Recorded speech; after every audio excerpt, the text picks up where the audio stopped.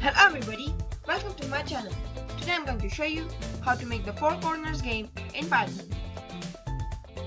If you don't know what this game is, then I made a short animation for you. So there are a group of people in a room where there are four corners, but instead of that I made four spots: blue, red, green and yellow. One of them is the diner and goes out. The other people choose a spot or a corner. The diner then comes in and without looking says a color, for example blue. The people that are at the corner are out of the game. The diner goes out again and this repeats until there is just one person left, which is the winner. So now for the second round, people will choose a spot again. They will have certain time. Then the diner will say a color and it can be repeated, for example blue. They are out. Then the three people choose a spot again. The color is yellow. The person's out. And in the game, there can be a scenario where there's no one standing on a spot and that corner or spot is called out. So nothing happens and the game continues. Now for this last round, the person comes and says red. The person's out, the designer sees the winner, and the game ends. Let's start making this program. Let's start off with importing libraries. Import random because we will need a random function to choose random colors. Let's also import time. Let's define some variables. Players, the total number of players, which would be 50. And then a flag variable for our while loop, the number of rounds played, and spectate, which will be useful when the user is out but he still wants to spectate the game.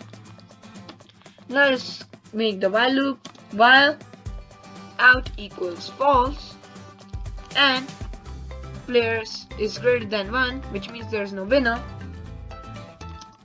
And if spectate equals false, then we want to include the player in the game. Rounds would be rounds plus 1. We set blue, red, green and yellow, which will be the four corners, to 0. And then we'll make the list colors: blue, red, green, yellow. This will be the list from which the computer will choose a random color from. Next, we'll ask the player about which corner to hide.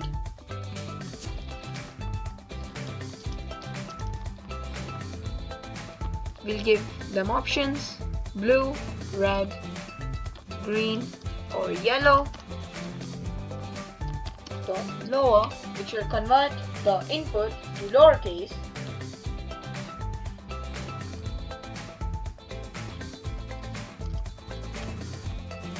While hide not in colors, which means it's not one of the colors blue, red, green or yellow, or if the user made a mistake in writing the color, then we'll say that it is an invalid color and they have to input it again. So we copy the line and paste it in the second value. Now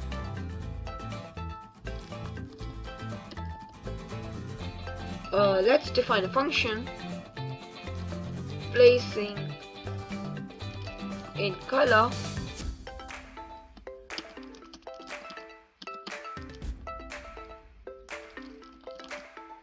let's make blue, red, green and yellow global. Then if the color chosen is blue, then the people at the blue corner is increased by 1, or else if it is at red,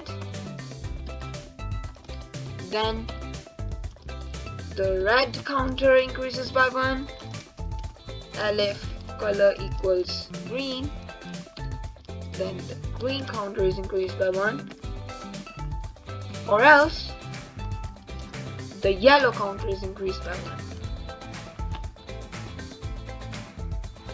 Now let's use this function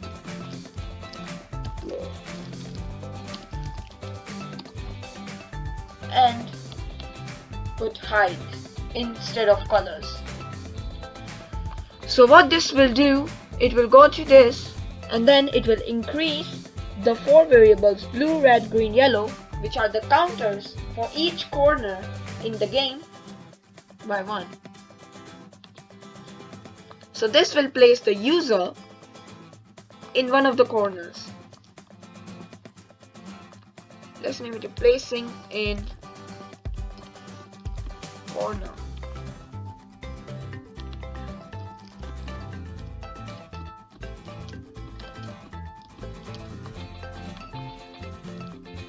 Now let's place all the other computer generated players in one of the corners. For I in range players -1, we do -1 because user is already placed in one of the corners. For loop is a count control loop, so there's no need for condition. It will run for a specified number of times. Then the color will be chosen randomly. Color equals random.choice colors, and then placing in corner the function color, the color chosen.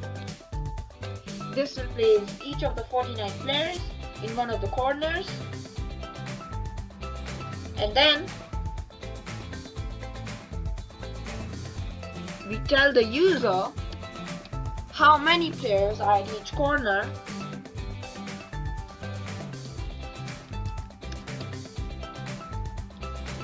So blue equals print blue equals blue, print red equals red, print green equals green, and then print yellow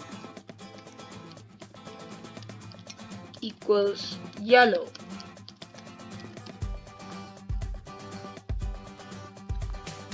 Let's test it out. So it asks about which corner to hide. If we make a mistake,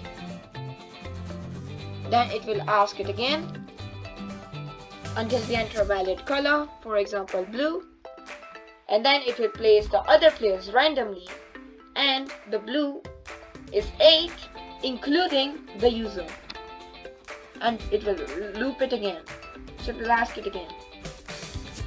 So it works. So I think I'm going to end the program here.